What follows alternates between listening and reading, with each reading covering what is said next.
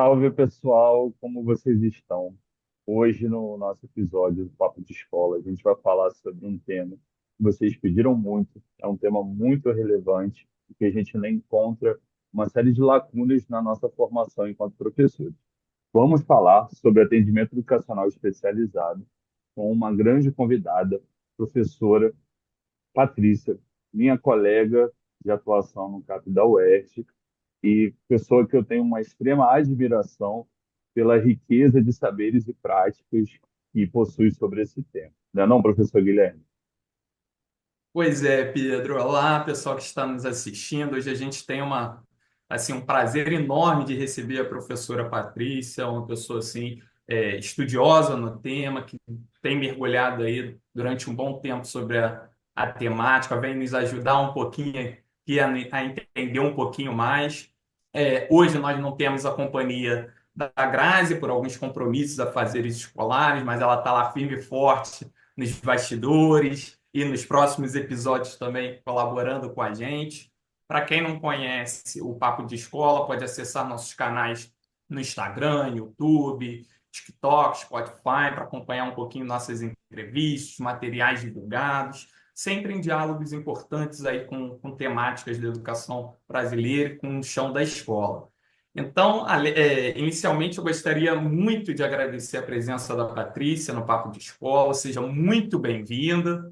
E gostaria que você, Patrícia, para a gente Obrigada. iniciar, se apresentasse um pouquinho para o pessoal que está nos assistindo, falar um pouquinho sobre como esse tema atravessou sua trajetória, falar um pouquinho da sua trajetória também, por gentileza. Acho que boa tarde a todos que estão aqui conosco hoje, aqueles que futuramente acessarão as redes, né, do projeto de extensão do Pedro, do Guilherme. É um prazer estar aqui com vocês também e quero agradecer a oportunidade, né, para esse bate-papo aqui, que também é muito caro para mim, né? Eu sou professora do Instituto de Aplicação Fernando Rodrigues da Silveira. Eu atuo lá como professora de educação básica. E também no mestrado de pós-graduação em ensino, com essa temática, né? É, pesquisando, investigando, dialogando sobre os processos de ensino de estudantes com necessidades educacionais especiais. E lá no CAP, a minha atuação tem sido nesse contexto, né? Já há 18 anos, é, pensando, articulando com a equipe, né, docente técnica que tem na unidade sobre a escolarização desses meninos e meninas que fazem lá seus 12 anos de formação, né, na educação básica. Então, estou aqui à disposição de vocês hoje. Maravilha, Patrícia. Então, acho que para começar, né, primeiro as primeiras coisas. Então, eu queria te perguntar, qual é o papel do atendimento educacional especializado na escola? Então, o AEE, né, como a gente resume esse termo de três palavras que fica longo, na escola, né, é, ele tem um papel de articulação, né, é um serviço educacional, tá? Então, é uma proposta de articulação para construir ações docentes que atendam aos estudantes com necessidades educacionais especiais. É, pelas deliberações federais, né, que existem, e algumas, inclusive a nível, às vezes municipal também, ou estadual, isso varia de acordo, né, com a nossa região, né, que é muito grande, a extensão do território nacional é muito grande, isso varia muito, mas por base do federal que atinge, né, que regula todos, essa proposição, ela é destinada a um perfil específico, né? Que são os estudantes com autismo, com deficiência, né? E aí tem a deficiência visual, a deficiência auditiva, a deficiência múltipla, a deficiência intelectual, a deficiência física e a superdotação, outras habilidades. Então, assim, tem esse perfil traçado, mas a gente tem dialogado muito, já há muito tempo, inclusive, sobre esse encaminhamento que dentro da escola, esse é um perfil que, claro, que sem o AE, muitas vezes, não tem a possibilidade de garantia da sua escolarização, desde o básico, né? de pertencimento a esse espaço escolar, mas que há outro perfil de estudantes cada vez mais presente na escola, que demanda também um olhar sobre o seu processo. E que aí o AE acaba tendo também um papel aí de diálogo com o corpo docente curricular, para poder pensar, por exemplo, estudantes que têm TDAH, dislexia, descalculia, né? E outros transtornos funcionais do desenvolvimento. Então, o AE, hoje, ele tem, assim, eu diria, um papel muito importante na escola de pensar aquilo que está na política pública, ou na deliberação, ou na Constituição Federal, desde sempre, que é a escola para todos, né? De qualidade para todos. Porque até então a escola lidava com um perfil de estudante que, de certa forma, tinha uma gerência, digamos, homogênea sobre a questão curricular. E isso não há mais. Nunca houve, na verdade, mas isso hoje ainda está mais caracterizado. Então, acho que o AE veio para, digamos, ampliar esse diálogo das práticas docentes da escola para todos. É muito legal, Patrícia, eu te ouvir, porque você trouxe alguns pontos, né, que, sim, muitas pessoas não fazem nem ideia do que é o atendimento educacional especializado, como o Estado e a escola tem responsabilidade, precisa garantir esse processo educacional numa perspectiva inclusiva, e isso é um termo caro, né, que muitas vezes é Exatamente. mal compreendido, né, causa alguma confusão. Obviamente, também tem alguns complicadores para a execução desse papel, você veio falando do papel do atendimento educacional especializado, mas atentando um pouquinho para a formação, que foi o final da sua fala ali, diante da complexidade desse papel que você trouxe, eu imagino também que haja uma variedade de atribuições dessa docente do atendimento educacional especializado. Diante disso, minha pergunta vai na direção de qual a formação, os conhecimentos, as práticas desejáveis, necessárias para atuação no atendimento educacional especializado. Então, Guilherme, o atendimento educacional especializado, ele é um serviço transversal à escola, né? Então, é, eu acho que essa é uma das questões, inclusive, mais complexas dessa proposta, porque ela tem que se adequar, ela tem que integrar todo o processo de escolarização, seja educação básica, seja ensino superior, seja pós-graduação. Então, assim, mas vamos fechar aqui hoje na ideia da educação básica, né? A gente tem dialogado muito sobre essa formação, porque há uma década ou um pouco mais atrás, havia vários cursos de formação na área da licenciatura, né? Então, graduação em educação especial ou em áreas específicas da educação especial. Por exemplo, a minha formação é de 91 e eu me formei em pedagogia e habilitação deficiência mental, que hoje é deficiência intelectual, né? A nomenclatura correta. Então, a minha habilitação é de pedagoga, licenciada para atuar nos anos iniciais da educação básica, mas com esse olhar específico para a escolarização de estudantes com deficiência intelectual. E a formação, de acordo, inclusive puxando as deliberações, ela diz lá, para a atuação do professor, por exemplo, pelo AE, primeiro que é uma atuação docente. Então, assim, essa é a coisa primordial da gente entender. O AE se faz com a atuação docente, a atuação de professor. Então, a ideia do mediador é uma ideia que perpassa alguns equívocos e sérios, no meu entendimento. Por quê?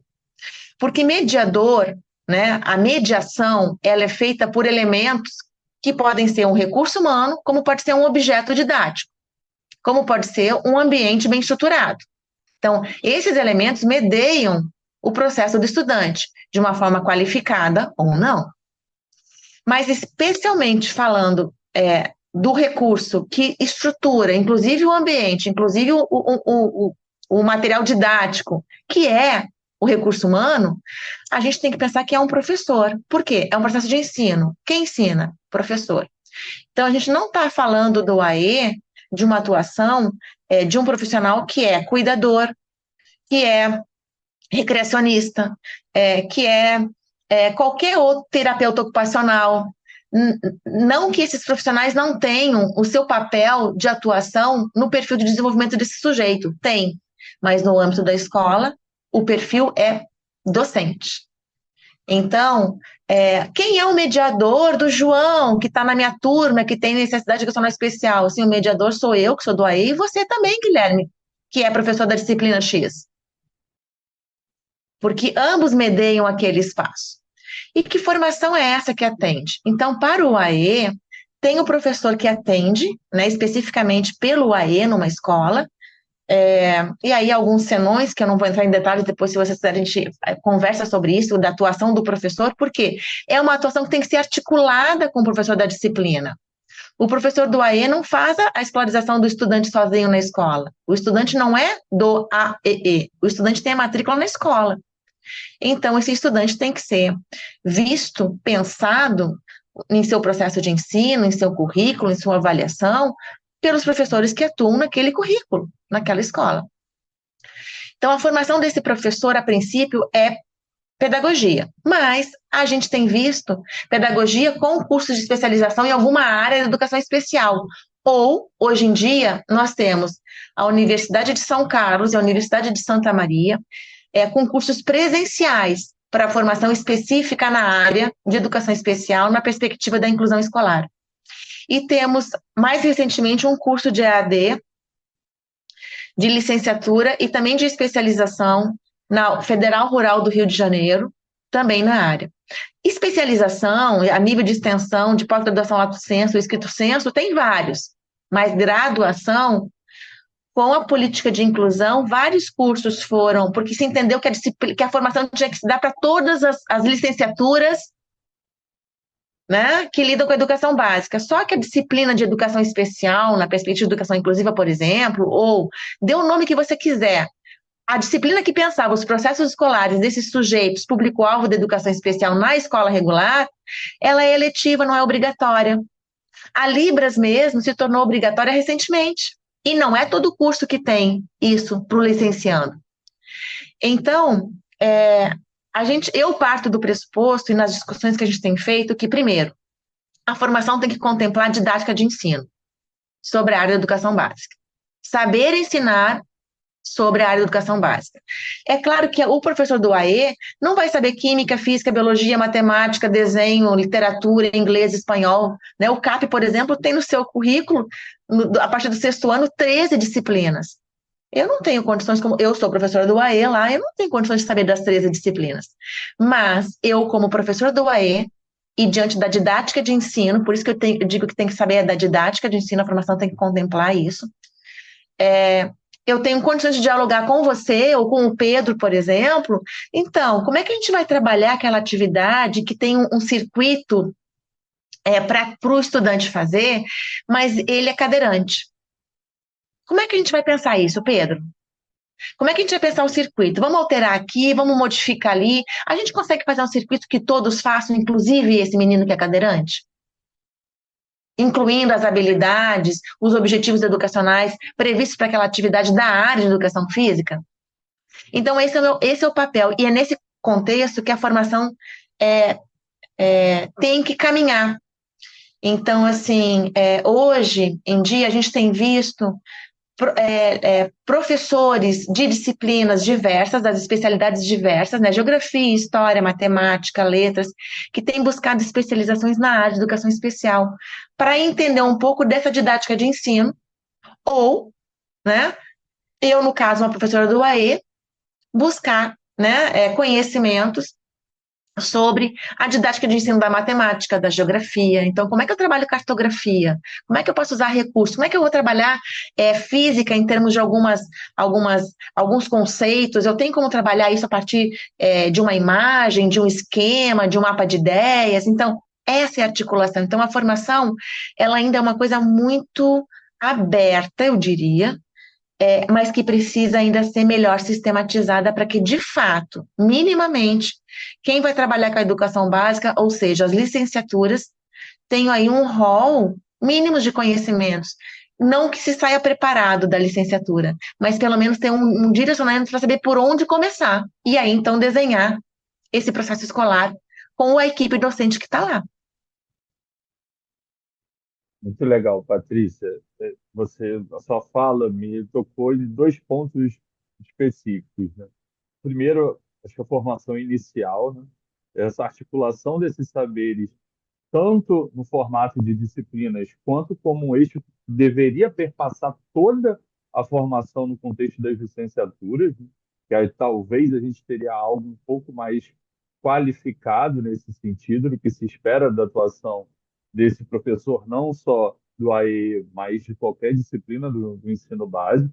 E aí, Sim.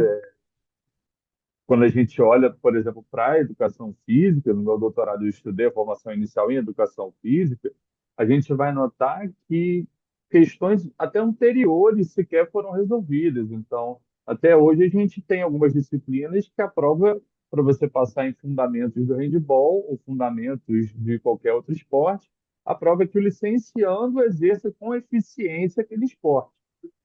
Então, a gente tem assim dilemas, né, muito fortes. E acredito que em outras áreas, outros dilemas também apareçam nesse sentido, né? Então, Sim. enquanto a gente não pensar num projeto comum de formação desse licenciando, que vá atuar na escola e que lide com esses diversos saberes, seja na forma de disciplina, seja como eixos transversais que o próprio professor formador também deveria, né, mobilizar, a gente ainda vai enfrentar uma série de lacunas nesse sentido. E É, um outro. porque é a ideia um pouco também, né, Pedro e Guilherme, da questão da interdisciplinaridade. Então, assim, não é você ou eu que vai dar conta do processo de escolarizzação do estudante, mas nós dois juntos. Perfeito. Né? Assim, uma coisa muito potente da sua fala que também me chamou bastante atenção é essa defesa do profissional lá, professor, né? O professor é aquele que vai lidar com o processo de ensinar e de aprender. Ele, né, dentro da sua especificidade, do seu estatuto profissional, é que vai lidar, né, é o responsável, o distintivo da ação docente é esse, né? Então, por isso, o professor do AE é um professor. Então, acho isso Isso, muito, é um muito docente, não, então, muitas vezes essa ação, que eu diria que é uma ação paliativa, de contratar licenciandos, eu acho que como estágio, ok, acho maravilhoso, como estágio para iniciação, para formação inicial. Mas eu acho que cada vez mais a política pública tem que caminhar no sentido de sistematizar, de fortalecer a ação que é docente, porque eu acho até um equívoco, ou mesmo uma fragilidade imensa, você botar na mão de um licenciando todo o processo de escolarização de um estudante que se nem o professor que está lá consegue lidar sozinho, por que o licenciando vai lidar sozinho com isso? Ou vai saber como fazer? Então, assim, quem supervisiona ele na escola, né? Então, assim, eu acho que é uma ação boa, interessante, rica para o processo de formação inicial. Como a gente tem os processos de iniciação à docência no CAP, né? Os projetos. Mas é preciso entender que quem faz a ação do ensino é professor, e para isso ele tem que ser formado. maravilha. Então, aproveitando, né, essa argumentação, essa discussão, você poderia contar um pouquinho mais sobre o cotidiano, né, de atuação do profissional, do professor do AEE, né, quais são os desafios, as possibilidades que esse cotidiano apresenta para o professor do AEE, para o docente do AEE? Uhum.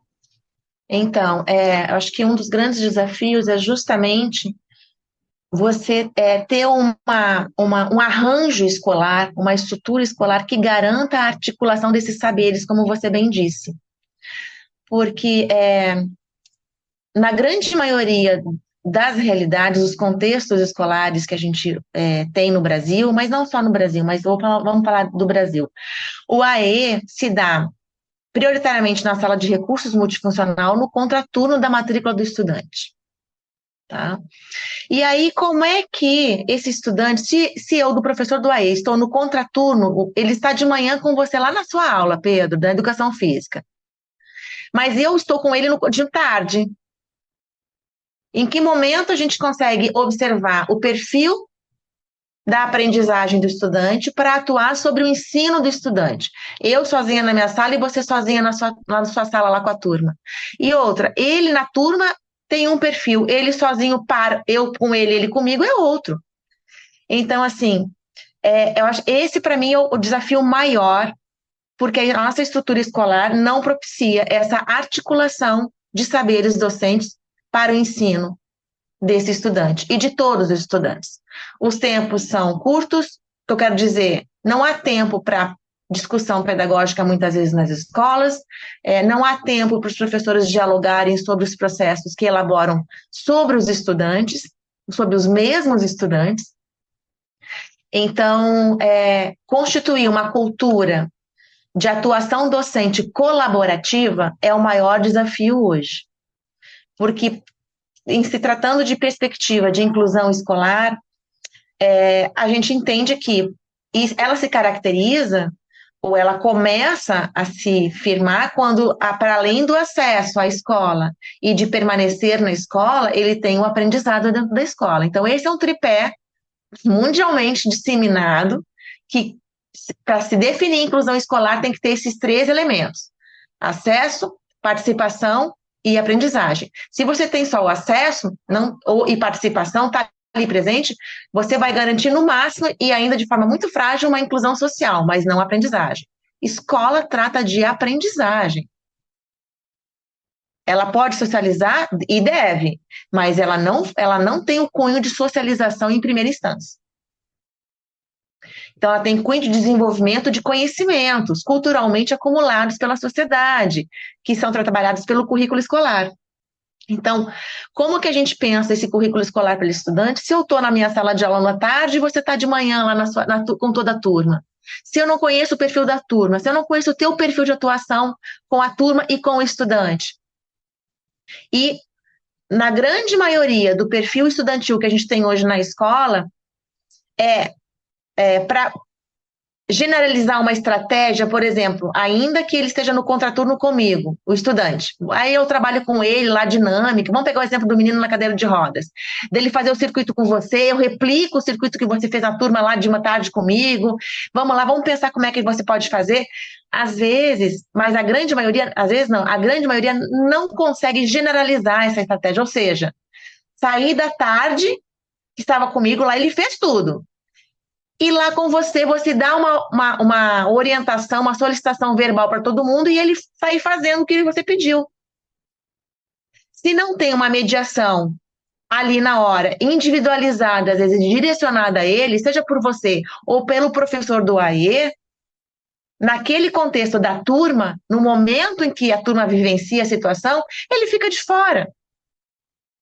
Então, o maior desafio hoje é, sim, essa docência colaborativa para as práticas de escolarização desse estudante, né? Então, a estrutura escolar, os tempos e espaço da escola não propiciam. Há realidades no Brasil em que a sala de recursos que oferece o AE para o estudante não é nem na própria escola do estudante, é em outra escola, é em outro município. Sai uma Kombi da prefeitura de uma escola e vai para o outro município, em outra escola, levando os estudantes para o contraturno dele no AE. Olhem só o desgaste, olhem só a problematização que isso gera. Sem contar que também não é obrigatório que a família leve ou que garanta o AE para essa criança no contraturno. Inclusive porque tem muitas famílias que não têm como ficar à disposição dessa leva e traz, porque tem que trabalhar. São trabalhadores, são famílias da escola pública, então, na sua grande maioria, são pais e mães, às vezes as avós que são responsáveis, são as tutoras das crianças, às vezes a irmã, são trabalhadores. Então, essa dinâmica de como está posta a oferta do AE complexifica e muitas vezes inviabiliza, inclusive, o perfil de atuação docente na escola.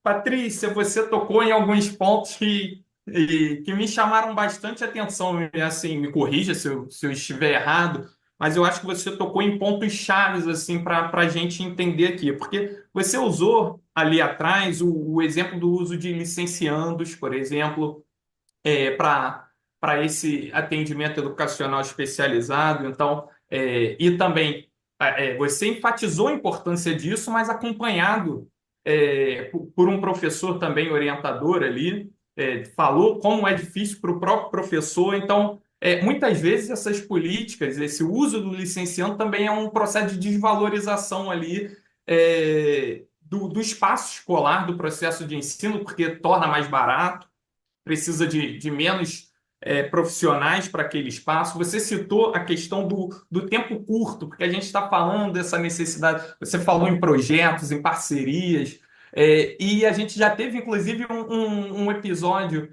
de precarização do trabalho docente, como o tempo, na verdade, ele é fundamental para isso. Então, a gente Tá. está falando de parcerias, de trabalho conjunto, mas a gente tem que imaginar o cotidiano da escola, que muitas vezes o professor não tem nem esse tempo. Por outro lado, você também citou a sala de recursos multifuncionais, né? Como às vezes fica no imaginário das pessoas como um único espaço para atuação dos professores do atendimento especializado, né? Então, como esses imaginários ficam, e você numa fala também muito legal sua, você falou, ó, eu não consigo, não sei 13 disciplinas, acho que ninguém vai saber o conteúdo de 13 disciplinas, é inviável, né?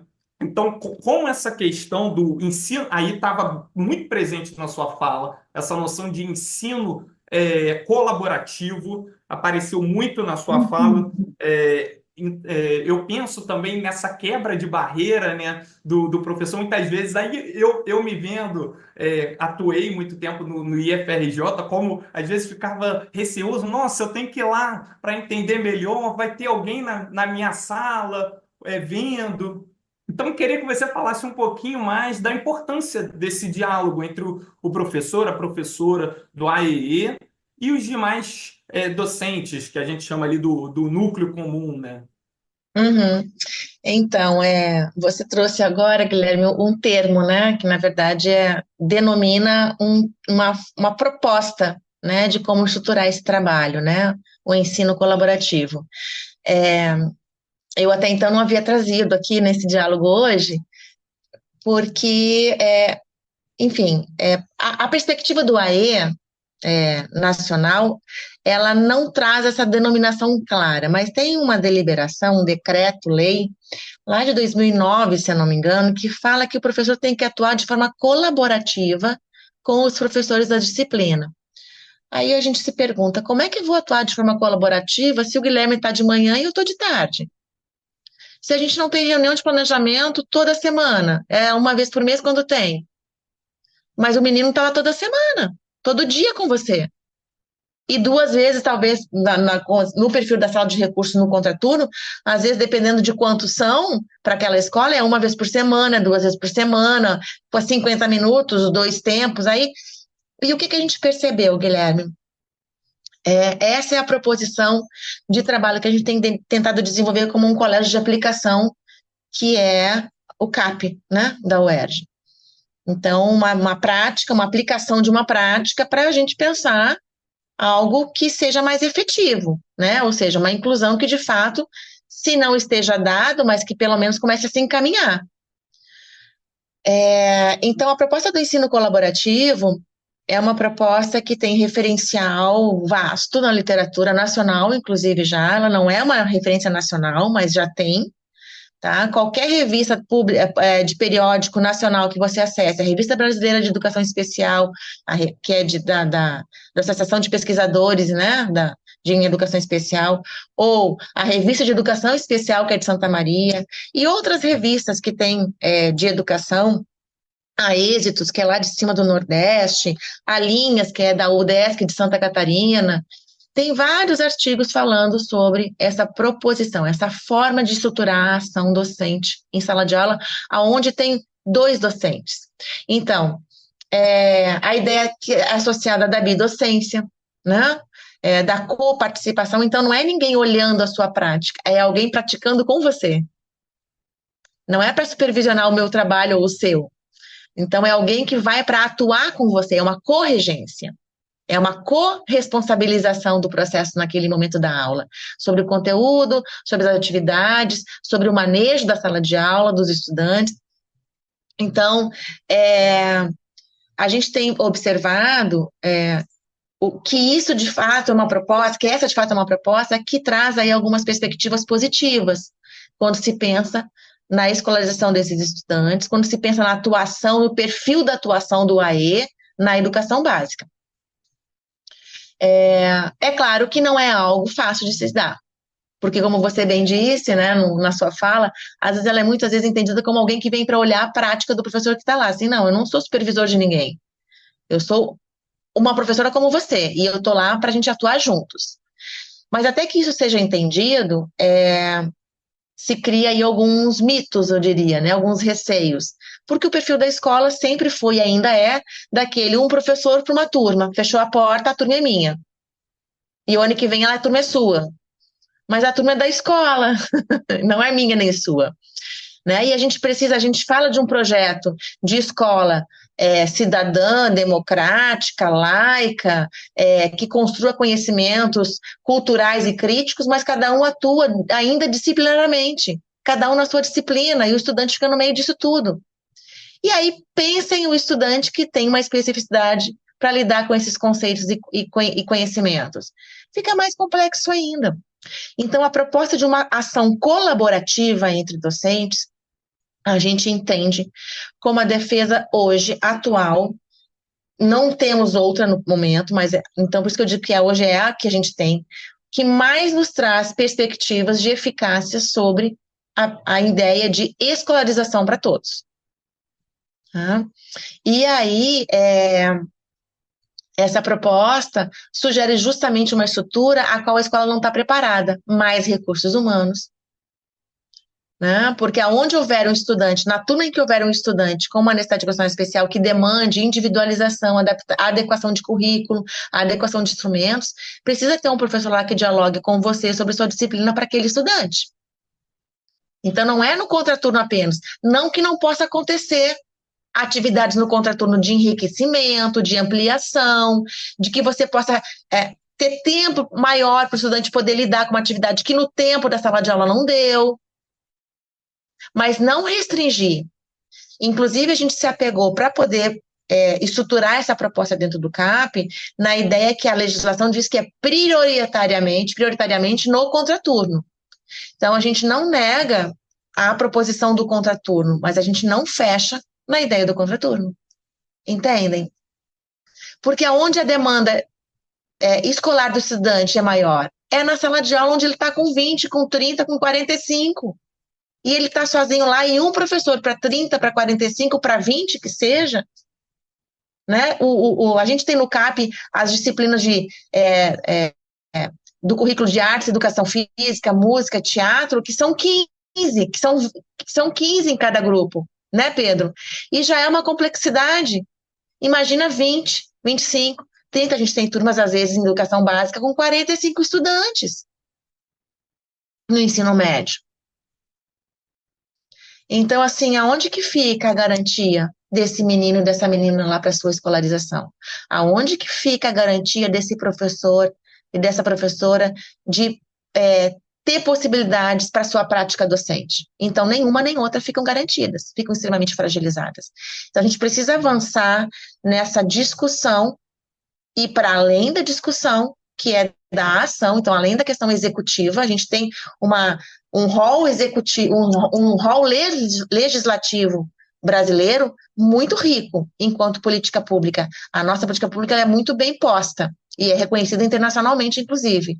O que nos falta é um poder executivo para fazer acontecer a legislação.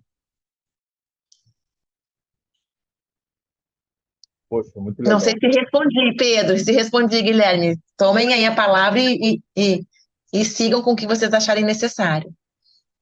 Não, achei ótimo e assim, eu queria também chamar atenção, né, para novamente como esses desafios impostos aos departamentos, aos professores, aos núcleos que têm a sua especificidade no AEE, eles dialogam com os problemas da escola como um todo, né? Então, eu fui lembrando dessa questão quando você fala do professor que fecha a sua porta, né, e fica dentro da sua sala sozinho e que ele tem essa dificuldade, de certa forma, de olhar para esse professor do AEE como alguém que vem a colaborar para uma prática docente qualificada e que atenda a demanda dos diferentes alunos.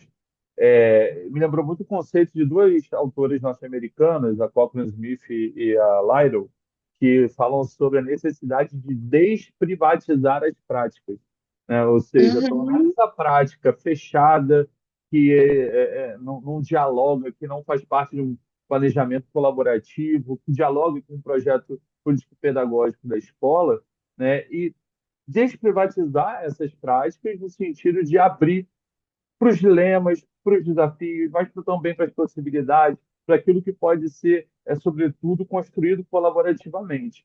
Então, Sim.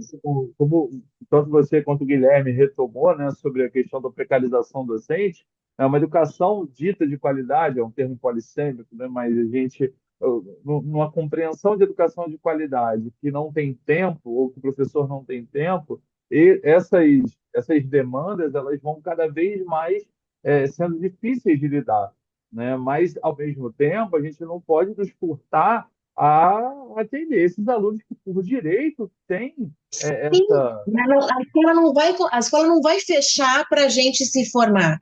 Inclusive, a escola, a gente diz que a gente está aprendendo a fazer o voo com o avião, né, já lá na estratosfera. Mas, assim, a ideia do ensino colaborativo, inclusive, ela tem, digamos, indicado, já tem indicadores em estudos, o quanto essa proposta propicia para uma formação continuada. Porque ali na troca do dia a dia da sala de aula entre os docentes, eles constituem uma formação mútua entre eles, entre os saberes que eles têm. Então, assim, é muito nítido para mim no meu dia a dia, e que eu transpasso, né? Eu circulo lá pelos diversos anos escolares da educação básica, e que, de acordo com o ano que eu estou atuando, o quanto eu aprendo sobre a didática e o quanto eu vejo assim, mas a gente pode fazer assim. Ou então, o quanto às vezes eu vejo que o professor da disciplina específica, daquela área de atuação, digamos, da química, tem um conhecimento assim, mas você nunca pensou que isso também pode ser para todos? Ele pensa uma prática, às vezes, de uma experiência, de um vídeo, de algum material didático, por conta de um estudante específico, mas que poderia ser para todos. E aí, essa ideia de foco, né? Que quando você lança um feixe de luz, o feixe de luz ele não é reto, ele abre aquele eixo que se estende, e aí não atende ele atende todo aquela amplitude do feixe de luz, né?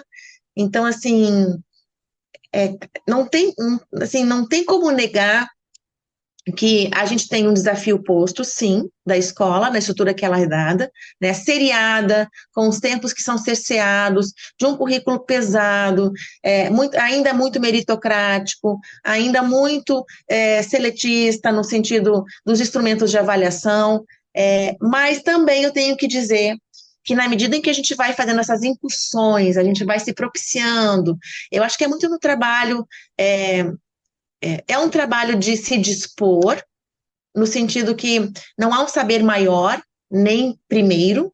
Então, nesse sentido de se dispor nessa perspectiva, a gente vai observando que as portas vão se abrindo das salas de aula. E aí eu passo pelos corredores, eu vejo a minha equipe passando pelo corredor, e às vezes um professor fala, vem conversar comigo, eu preciso falar com você sobre isso. Olha, eu pensei aquela estratégia de ensino, ou eu pensei em uma prova assim, o que você acha? Dá uma olhadinha comigo. Só que não pode ficar só no corredor, né, Pedro e Guilherme? Tem que ter um espaço mais qualificado para essa discussão. Porque se isso hoje já acontece no corredor, mas a política pública já tem mais de 2 décadas sobre isso. Falar de uma escola para todos é da Constituição Federal, sabe? Então, assim, a gente tem que acelerar um pouquinho mais essa proposição, essa ação, né? E, então, assim, é muito bom estar aqui conversando com vocês, no sentido que talvez outros vão escutar e vão se propor a dizer assim, então, como é que a gente vai fazer aqui? Não podemos vai ficar só falando. Ou então só esperando que o professor do AE resolva o caso do menino que chegou na escola com deficiência física, com autismo, com deficiência visual, porque também não é o professor do AE que vai dar, ele também não é formado para saber de Braille, de Libras, dos processos que atendem a ADI ou que atendem o autismo. Se eu tenho estudante na minha sala, eu vou me informar sobre qual é o perfil do desenvolvimento dele. E ainda assim, não é porque tem autismo que todo estudante com autismo tem o mesmo perfil de desenvolvimento. Eu tenho autismo que é verbal e tenho autismo que não é verbal. Como é que eu vou trabalhar a alfabetização com ele, então? Um com comunicação alternativa e o outro com letramento, né? Então, vejam, mas se eu não tenho tempo para pensar isso com o meu colega da disciplina, né? Fico eu agindo de forma muito fragmentada. E aí a gente não tem inclusão escolar. Maravilha, Patrícia. Acho que são questões realmente para que todos que nós, né, mas todos que venham a entrar em contato, né, com esse episódio, ou com os fragmentos do episódio que a gente socializa, é para realmente repensar, né, o nosso papel, o papel da escola, rumo àquilo que a gente espera de uma educação nesse sentido. E aí eu queria também aproveitar para a gente pensar para você, se puder contribuir nesse sentido, de como é que está o panorama brasileiro dessa perspectiva que a gente está aqui conversando. É possível falar que hoje no Brasil existe uma educação na perspectiva inclusiva suficientemente estabelecida? Você, Patrícia, ministra da Educação, que tipo de ação você julgaria, pelo menos inicial, interessante para a gente se mover nesse sentido? Bom, duas coisas. Formação inicial, de forma mais efetiva, sobre esse perfil, né, didático estudantil, ou seja, de que perfil é esse que a escola tem hoje, porque independente, inclusive, do perfil do estudante alvo da educação especial, hoje a gente tem um grupo de discentes, né, é, por todas as questões sociais que envolvem a população brasileira, e enquanto população brasileira, a gente tem aí alguns pontos em comum no território nacional, mas que outros que variam muito de acordo com a realidade de cada região, né? Então, a gente sabe aí dos índices, que a região sul e sudeste tem índices muito mais estruturados enquanto à escolarização que muitas regiões do interior do nordeste, né, ou do norte do país. Então, assim, a gente tem notícias, sim, claro que eu não vou negar, que a gente tem aí ações do MEC que propõem informações para o professor, muito no formato da EAD, né? Eu sei que no território nacional a EAD acaba sendo uma opção válida para poder atingir uma maioria que é necessária, mas eu acho que isso não está dando conta, porque ainda assim a formação EAD, ela traz alguns conhecimentos básicos, mas não aprofunda, ou então não dá conta da densidade que é saber o cotidiano da escola. Então, a formação inicial na licenciatura, presencial, para mim, com estágio, e com a discussão das didáticas de ensino ali, para mim, precisam ser resgatadas. E, no segundo ponto, para além da formação, é a estrutura da escola. Enquanto a gente tiver uma estrutura de escola nesse formato atual, em que os professores não têm tempo para o diálogo pedagógico sobre as práticas que desenvolvem com aquele estudante, ou com outro estudante, ou com a sua turma, a gente vai continuar com essas fragilidades, com essas lacunas sobre o processo desses, mas eu diria que de todos os estudantes da escola. E, nesse sentido, respondendo aí a sua pergunta do que eu penso se a gente tem uma estrutura mais dada enquanto perspectiva de inclusão escolar no Brasil, eu diria que a gente está ainda num processo inicial, que não é o de 10 anos, de 20 anos atrás, acho que a gente já andou um pouco. Hoje, inclusive, a perspectiva do ensino colaborativo, ela tem sido discutida em vários momentos, em vários tempos e espaços, de instituições de ensino, nas universidades do Brasil, e que isso leva para a formação, mas ainda é muito pouco, porque o Brasil é muito grande, né? Vamos pegar nossa realidade, vamos pegar nosso chão de casa. Município do Rio de Janeiro, são mais de 1.000 escolas. Olha a rede que a gente tem aqui. Então, assim, a gente precisa de investimento nesse sentido.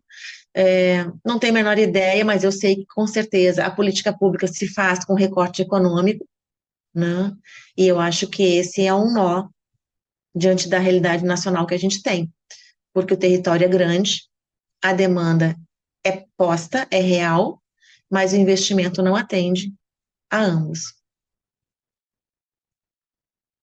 Patrícia, novamente você foi tocando em pontos que me chamaram, me mobilizaram bastante. Assim, eu tô muito, muito feliz com o episódio de hoje, porque quando eu e Pedro, junto com a Grazi, a gente vai pensando, a gente pensa em pessoas, em temáticas que mobilizem essa discussão, essa reflexão que você tá trazendo. Então, algumas falas, você falou da questão da estrutura da escola, realmente, assim o que a escola precisa, a comunidade escolar precisa responder isso e muitas vezes vem de fora para dentro. Então, e obviamente a escola não é uma ilha. Eu acho que Com na certeza. esse seu final você deixa isso muito claro. A escola ela está assim enraizada em diferentes você usou o exemplo do Rio de Janeiro, diversas desigualdades sociais que estão presentes também na escola, a questão econômica. Realmente, a gente precisa parar e pensar num projeto de escola. Que país é esse que a gente quer? Que município é esse que a gente quer? E isso requer investimento financeiro. Então, eu gostei muito dessa sua provocação de pensar o município do Rio de Janeiro. Fui professor também do município, e assim, eu lembro que na minha escola tinha uma professora de AEE, que na verdade não era da escola, ela era de mais 5 escolas dali, então ela ia de semana em É a semana. itinerância, porque esse é um perfil também realizado diante do AE, né? O professor itinerante, porque tem escolas polos, por exemplo, que recebem estudantes de outras escolas, e tem professores que circulam entre escolas. Então, qual é a qualidade que esse professor tem? Porque a especificidade desse menino, dessa menina, é muito peculiar a ele. Como é que ele consegue planejar o ensino dele se ele não conhece nem a sala de aula do menino? Nem o professor que está com o menino no outro turno? Então, assim, eu entendo, né, deixa eu fazer uma ressalva, que há, sim, uma complexidade muito grande diante do território nacional que nós temos. Mas também a gente não pode tomar isso como algo de naturalização do processo. Então, o que eu trago aqui é uma problematização para a gente pensar, justo o que você disse, a escola não é uma ilha. Assim, a deliberação, ela vem para nos orientar, não para nos cercear. E um ponto assim que você também falou, a gente está num processo, você falou num processo inicial, mas há essa necessidade de acelerar. E a gente aqui no Papo de Escola, a gente tem até uma pergunta final, que já é característica, que é assim, a gente pensa muito essa atuação, esse ensino, esse ensino não pode estar afastado do estudo, da pesquisa, seja também Uhum. da extensão. Então, a gente sempre pede para o nosso convidada, deixar assim, indicações de textos, da literatura científica, para entender um pouquinho mais a temática, que a gente acha que também é um quesito necessário para as pessoas. A Uhum. gente não pode afastar, a gente precisa ler sobre o assunto e levar para as nossas escolas essa troca que você foi falando o tempo inteiro, é mais que necessária. Obviamente, com todos esses condicionantes que a gente também foi tocando ao longo de todo o episódio. Mas se você tiver, a gente agradece aqui, que a gente sempre disponibiliza o episódio e também a literatura indicada pela nossa convidada. Então, assim, é- a literatura, assim, se eu for falar aqui, pensa, eu vou falar algo de deficiência intelectual, deficiência visual, deficiência auditiva, deficiência, e esse rol todo. Então, por isso que eu até toquei aqui, a minha sugestão é que quem tem interesse, e que eu espero que muitos tenham, acessem a revista Brasileira de Educação Especial, a Revista de Educação Especial, porque uma é da Associação Brasileira de Pesquisadores, que é a Revista Brasileira de Educação Especial. A Revista de Educação Especial é da Universidade Federal de Santa Maria, que tem uma licenciatura em Educação Especial, inclusive. Tá? Então, esses são dois periódicos que estão indexados no Cielo, que têm indexações fortes, então é uma literatura científica confiável, revisada por pares, então tem toda ali uma certificação de conhecimento que vai validar essa reflexão. Então, para além disso, eu sugeriria, para quem tem interesse de pensar essa prática docente do AE na escola de educação básica, fazer leitura sobre ensino colaborativo, né? E sobre essa forma de estruturar essa prática docente. Então, se você acessar, mesmo nesses buscadores de literatura, né? Com esse termo, ensino colaborativo, vai achar, tá? Já tem bastante coisa. E outros dois termos que eu acho caros nesse sentido é diferenciação de ensino. Como é que você pensa a ideia de diferenciar o ensino sem empobrecer, sem segregar, né? E, inclusive, tem um texto, se eu não me engano, que se chama adaptar, adequar e diferenciar, que são termos que são muito usados na literatura da educação especial, na perspectiva da educação inclusiva, né?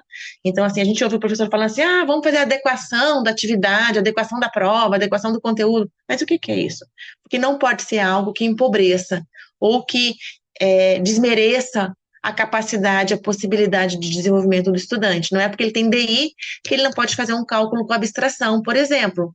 Vai depender daquilo que a gente oferece a ele, dos investimentos pedagógicos que a gente faz com ele. Então, não há, aliás, nenhum texto no mundo inteiro que diga a capacidade, o limite de aprendizagem do ser humano, seja ele com deficiência ou sem deficiência. Então, a aposta da escola é sempre essa, da possibilidade, né, do horizonte, do desenvolvimento que ocorre. E aí, falando do desenvolvimento, eu tenho que dizer que, dentro dos estudos que eu tenho feito, a perspectiva que mais atende essa ideia toda de escolarização, pensando no contexto social, na realidade dos estudantes, onde eles estão, do contexto de realidade da escola em que vivenciam, a perspectiva da teoria histórico-cultural, que é Vygotsky, né, a perspectiva vygotskiana, tem sido um dos grandes amparos para pensar desenvolvimento humano. E aí depois a gente vai esmiuçando o desenvolvimento, né, humano diante do autismo, da deficiência intelectual, diante dessas especificidades que a gente vê aí na escola. Especificidades, e não, digamos, incapacidades. São especificidades. Patrícia, muito obrigado. Suas contribuições aqui são cruciais, são decisivas. Quando a gente estava pensando, né, nos temas e convidados, uma das primeiras pessoas que eu pensei foi você, porque no meu, eu falo isso para deixar de público, né? Eu trabalhei ano passado mais próximo da Patrícia, né? A gente trabalhava em algumas turmas juntos e É verdade.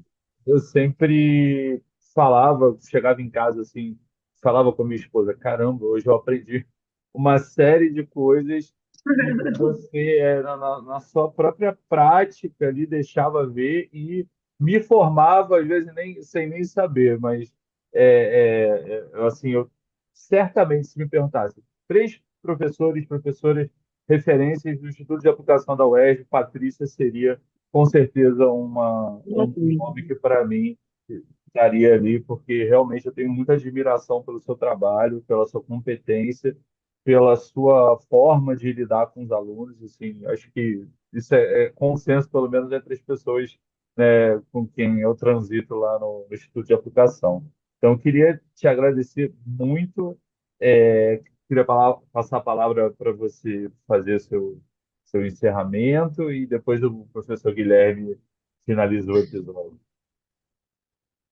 Então, Pedro, fico lisonjeada com as suas palavras, te agradeço imensamente e você me dá assim um feedback muito importante para mim, eu diria. Não porque em algum momento você me elogiou lá na sua casa, com a sua esposa, ou entre os seus colegas, os nossos colegas lá do CAP, mas porque eu sei que a minha prática está colaborando para a sua prática. E aí, eu quero te dizer que a tua prática colabora para a minha também, porque a minha prática ela não vai acontecer se não for junto da sua. Então, assim, isso para mim é o que eu mais prezo, e se de alguma forma isso está sendo alcançado, eu me sinto muito feliz pela minha atuação como professora. Eu me sinto professora, então, eu diria para vocês. Então, eu me sinto professora. É, e isso me traz aí um, um- uma perspectiva muito boa, né, daquilo que a gente acredita, daquilo que a gente quer realizar e por onde a gente vai seguir. Então, eu te agradeço por esse feedback e por tudo também em relação às trocas que a gente efetiva no dia a dia. Porque se não fosse assim, eu também não me daria nem o direito de estar aqui com vocês, viu? Porque é a partir das trocas com você e com todos lá no CAP e com os colegas que atuam como docentes em educação básica e no ensino superior que eu me constituo como professora. Então, a minha gratidão é recíproca, pode ter certeza. Então, pessoal, para finalizar o nosso episódio, gostaria novamente de agradecer a Patrícia. Sim, você engrandeceu muito, foi muito legal esse bate-papo. Eu acho que não tem maneira melhor de terminar, de escutar essa sua última fala. Muitas pessoas romantizam, né, a educação, fala de amor, de afeto, mas eu acho que é, tem muitas pessoas que tem que trabalhar por amor, mas eu acho Não, que não, a profissão não dom, não é, ai, que boa que você é, porque você trabalha com educação especial, não sou boa, não. Eu sou professora, eu fiz uma formação, não acerto sempre, mas quero muito acertar, quero ser profissional, né? Eu posso ser boa amiga, mas eu tenho que ser boa profissional. exatamente. Somos profissionais, assim, não que na profissão o afeto não existe. E o que eu queria deixar claro é como a sua fala é afetuosa. Quando você destaca essa necessidade da troca, isso é o afeto. Isso é o Sim. processo educacional, esse processo de troca o tempo todo. Então, gostaria muito de te agradecer. Espero que o pessoal que vai nos assistir também curtam como a gente curtiu aqui. E até a próxima, pessoal. Até o próximo episódio do Papo de Escola.